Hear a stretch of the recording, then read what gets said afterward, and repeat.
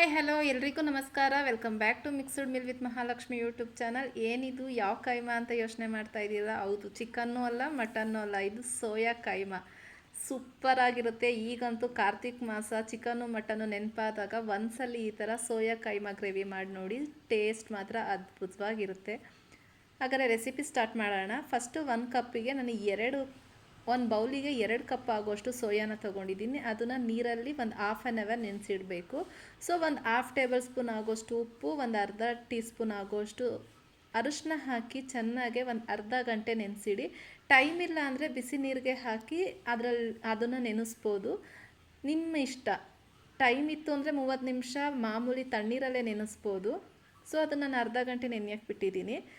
Next ಒಂದು mixie ಜಾರಿಗೆ ಒಂದು ಮೀಡಿಯಮ್ ಸೈಜು 3 ಟೊಮ್ಯಾಟೊ, ಒಂದು ಸ್ವಲ್ಪ ಗೋಡಂಬಿನ ಹಾಕಿ ಈ ಥರ ಪೇಸ್ಟ್ ಮಾಡಿ ಇಟ್ಕೊತಾ ಇದ್ದೀನಿ. ಇಷ್ಟೇ ಈ ಸೋಯಾ ಗ್ರೇವಿಗೆ ಮಸಾಲೆ. ನೆಕ್ಸ್ಟು ಒಂದು ಕಡಾಯಿ ಇಟ್ಕೊಂಡು ಗ್ಯಾಸ್ ಆನ್ ಮಾಡಿ ಒಂದು ಕಡಾಯಿ ಇಟ್ಟು, ಕಡಾಯಿ ಕಾದಾದ್ಮೇಲೆ ಸ್ವಲ್ಪ ಎಣ್ಣೆ ಹಾಕ್ತಾಯಿದ್ದೀನಿ. ಎಣ್ಣೆ ಕಾದಾದ ನಂತರ 2 ಪೀಸ್ ಅಷ್ಟು ಚಕ್ಕೆ, ಒಂದು ಏಲಕ್ಕಿ ಹಾಕ್ತಾಯಿದ್ದೀನಿ. ಒಂದು ಮೀಡಿಯಮ್ ಸೈಜು 3 ಈರುಳ್ಳಿನ ಹಾಕ್ತಾಯಿದ್ದೀನಿ. ಈ ಥರ ಸಣ್ಣದಾಗಿ ಕಟ್ ಮಾಡಿ ಒಂದು 2 ಹಸಿಮೆಣ್ಸಿನ್ಕಾಯಿ ಮಧ್ಯಕ್ಕೆ ಸೀಳಿ ಹಾಕ್ಕೊತಾ ಇದ್ದೀನಿ. ಈರುಳ್ಳಿ ಚೆನ್ನಾಗಿ ಫ್ರೈ ಆಗಬೇಕು. ಇದಕ್ಕೆ ಈ ಥರ ಸಣ್ಣ ಸಣ್ಣದಾಗೆ ಕಟ್ ಮಾಡಿ ಸೇರಿಸ್ಬೇಕು. ಈರುಳ್ಳಿಗೆ ಗ್ರೇವಿ ತುಂಬ ಚೆನ್ನಾಗಿರುತ್ತೆ. ತುಂಬ ರೋಸ್ಟೆಡ್ ಮಾಡ್ಕೊಳ್ಳೋ ಅಂಥದ್ದು ಏನಿಲ್ಲ, ಸ್ವಲ್ಪ ಕಲರ್ ಚೇಂಜ್ ಆದರೆ ಸಾಕು, ಇಷ್ಟಾದರೆ ಸಾಕು. ಇವಾಗ ನಾನಿಲ್ಲಿ 1 ಟೇಬಲ್ ಸ್ಪೂನ್ ಆಗೋಷ್ಟು ಶುಂಠಿ ಬೆಳ್ಳುಳ್ಳಿ ಪೇಸ್ಟ್, ಒಂದು 1/4 ಟೀ ಸ್ಪೂನಷ್ಟು ಅರಿಶಿನ ಹಾಕಿ ಚೆನ್ನಾಗೆ ಮಿಕ್ಸ್ ಮಾಡ್ತಾಯಿದ್ದೀನಿ. ಶುಂಠಿ ಬೆಳ್ಳುಳ್ಳಿಯಲ್ಲಿ ಇರೋ ರಾಸ್ ಮೇಲೆಲ್ಲ ಕಂಪ್ಲೀಟ್ಲಿ ಹೋಗಬೇಕು, ಅಲ್ಲಿ ತನಕ ಚೆನ್ನಾಗೆ ಫ್ರೈ ಮಾಡಬೇಕು. ಶುಂಠಿ ಬೆಳ್ಳುಳ್ಳಿ ಪೇಸ್ಟಲ್ಲಿರೋ ರಾಸ್ ಮೇಲೆಲ್ಲ ಹೋದ್ಮೇಲೆ ನಾನಿಲ್ಲಿ ಚಿಲ್ಲಿ ಪೌಡ್ರ್ ಹಾಕ್ತಾಯಿದ್ದೀನಿ. 2 ಟೇಬಲ್ ಸ್ಪೂನ್ ಆಗೋಷ್ಟು ಚಿಲ್ಲಿ ಪೌಡರು, 1 ಟೇಬಲ್ ಸ್ಪೂನ್ ಆಗೋಷ್ಟು ಧನಿಯಾ ಪೌಡರು, ಒಂದು ಅರ್ಧ ಟೇಬಲ್ ಸ್ಪೂನ್ ಆಗೋಷ್ಟು ಗರಂ ಮಸಾಲ. ಚಿಲ್ಲಿ ಪೌಡ್ರು ನಿಮ್ಮ ಖಾರಕ್ಕೆ ಅನುಗುಣವಾಗಿ ನೋಡಿ ಸೇರಿಸ್ಕೊಳ್ಳಿ.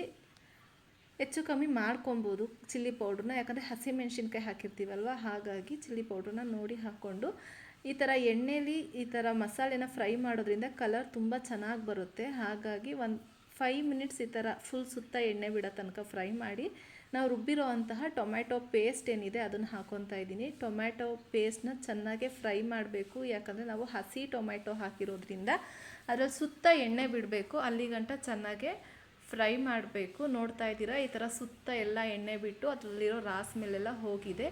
ಇವಾಗ ಮಿಕ್ಸಿ ಜಾರಿಗೆ ಸ್ವಲ್ಪ ನೀರು ಹಾಕ್ತಾಯಿದ್ದೀನಿ. ನೀರನ್ನ ಅದು ಮಿಕ್ಸ್ ಮಾಡ್ತಾಯಿದ್ದೀನಿ. ಕನ್ಸಿಸ್ಟೆನ್ಸಿ ನೋಡಿ ನೀರು ಹಾಕ್ಕೊಳ್ಳಿ. ಬಟ್ ಇದಕ್ಕೆ ನೀರು ತುಂಬ ಹಾಕ್ಕೊಬೇಕು, ಯಾಕಂದರೆ ಸೋಯಾ ಹಾಕಿದ್ಮೇಲೆ ತುಂಬ ಗಟ್ಟಿ ಆಗಿಬಿಡುತ್ತೆ. ರುಚಿಗೆ ತಕ್ಕಷ್ಟು ಉಪ್ಪು ಹಾಕಿ ಇದನ್ನು ಸಿಮ್ಮಲ್ಲೇ ಕುದಿಯೋಕ್ಕೆ ಬಿಡೋಣ. ಹೇಳ್ತಾ ಇದ್ದೀನಿ, ನೀರು ಸ್ವಲ್ಪ ಜಾಸ್ತಿನೇ ಹಾಕ್ಕೊಳ್ಳಿ, ಸೋಯಾ ಹಾಕೋದ್ರಿಂದ ಗಟ್ಟಿ ಆಗುತ್ತೆ. ನಾವಿಲ್ಲಿ ಹಾಫ್ ಆನ್ ಅವರ್ ನೆನೆಸಿರೋ ಸೋಯಾನು ಚೆನ್ನಾಗೆ ನೆಂದಿದೆ. ಇವಾಗ ನಮ್ಮ ಕೈಯಲ್ಲಿ ಎಷ್ಟಾಗುತ್ತೋ ಅಷ್ಟು ಹಿಂಡಿ ಅದರಲ್ಲಿರೋ ನೀರೆಲ್ಲ ತೆಗಿಬೇಕು. ನೋಡ್ತಾ ಇದ್ದೀರಾ, ಈ ಥರ ಎಲ್ಲ ನೀರಿನ ಅಂಶ ಎಲ್ಲ ತೆಗೆದು ಸಪ್ರೇಟ್ ಮಾಡ್ಕೊಬೇಕು. ಸೋಯಾದಲ್ಲಿ ತುಂಬ ನೀರಿರುತ್ತೆ, ಸೊ ಹಾಗಾಗಿ ಚೆನ್ನಾಗಿ ಪ್ರೆಸ್ ಮಾಡಿ ಈ ಥರ ಎಲ್ಲ ಸೋಯಾದು ನೀರು ತಕ್ಕೊತಾ ಇದ್ದೀವಿ. ಈಗಂತೂ ಕಾರ್ತಿಕ್ ಸೋಮವಾರ ನಾನ್ ವೆಜ್ ತಿನ್ನಬೇಕು ಅಂತ ಅನ್ನಿಸ್ತಾನೆ ಇರುತ್ತೆ. ಆ ಟೈಮಲ್ಲಿ ಒಂದ್ಸಲಿ ಇದನ್ನ ಟ್ರೈ ಮಾಡ್ಬೋದು.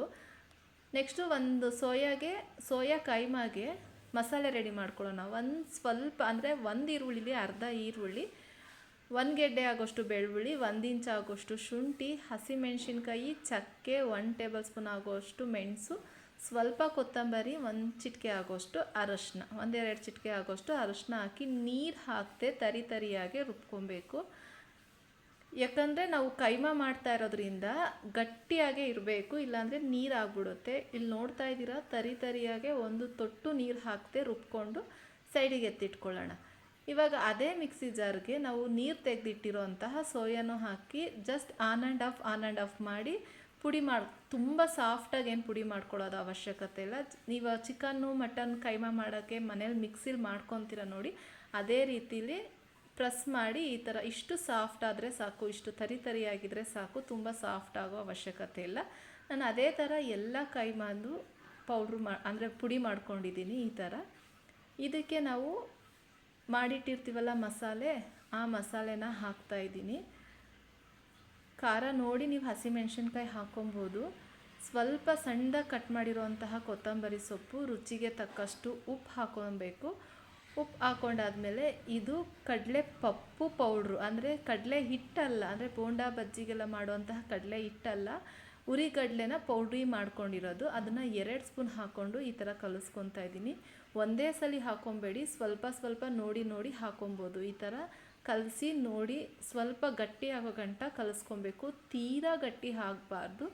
ಇದಕ್ಕೆ ನನಗೆ ಒಂದು 5 ಟೇಬಲ್ ಸ್ಪೂನ್ ಆಗುವಷ್ಟು ಹಿಡೀತು ಕಡಲೆಪಪ್ಪು. ನೀವು ಸೋಯಾನ ಎಷ್ಟು ತೊಗೊಂಡಿರ್ತೀರೋ ಅದ್ರ ಮೇಲೆ ಡಿಪೆಂಡ್ ಆಗುತ್ತೆ. ನಾನು 2 ಕಪ್ಪು ಸೋಯಾಗೆ 5 ಕಪ್ಪು ಕಡಲೆ ಹಿಟ್ಟು ಹಿಡೀತು. ಸೊ ಹಾಗಾಗಿ 5 ಸ್ಪೂನ್ ಹಾಕ್ಕೊಂಡಿದ್ದೀನಿ. ಇದೇ ಥರ ಎಲ್ಲನೂ ಉಂಡೆ ಮಾಡಿ ಇಟ್ಕೊತಾ ಇದ್ದೀನಿ. ಯಾವುದೇ ಕಾರಣಕ್ಕೂ ಇದು ಒಡೆಯಲ್ಲ, ಇಷ್ಟು ಗಟ್ಟಿಗಿದ್ರೆ ಸಾಕು. ತುಂಬ ಗಟ್ಟಿನೂ ಮಾಡ್ಕೊಬೇಡಿ, ತುಂಬ ಸಾಫ್ಟಾಗೂ ಮಾಡ್ಕೊಬೇಡಿ. ಈ ಕಡೆ ಕುದೀತಾ ಇರೋ ಮಸಾಲೆಗೆ ನಾವು ಕಟ್ಟಿಟ್ಟಿರೋ ಅಂತಹ ಕೈಮಾ ಉಂಡೆಗಳನ್ನ ಬಿಡೋಣ. ಕೈಮಾ ಉಂಡೆ ಬಿಟ್ಟು ಒಂದು ಲಿಡ್ನ ಕ್ಲೋಸ್ ಮಾಡಿ ಒಂದು 5 ಮಿನಿಟ್ಸ್ನ ಕುದಿಸಿ, ಮಧ್ಯ ಮಧ್ಯ ತಿರುಗಿಸೋ ಅವಶ್ಯಕತೆ ಇಲ್ಲ. ಒಂದೇ ಸಲ 5 ನಿಮಿಷ ಆದಮೇಲೆ ಈ ಥರ ತಿರ್ವಾಕೊಬೋದು.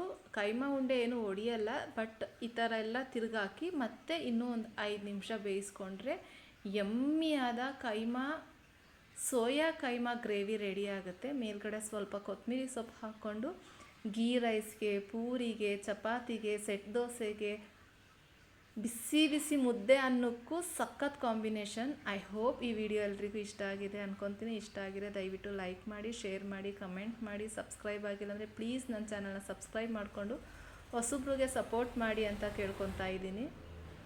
Thank you for watching. ಇದೇ ಥರ ಸಿಂಪಲ್ ರೆಸಿಪಿಯೊಂದಿಗೆ ಮತ್ತೆ ಸಿಗ್ತೀನಿ. ಬಾಯ್.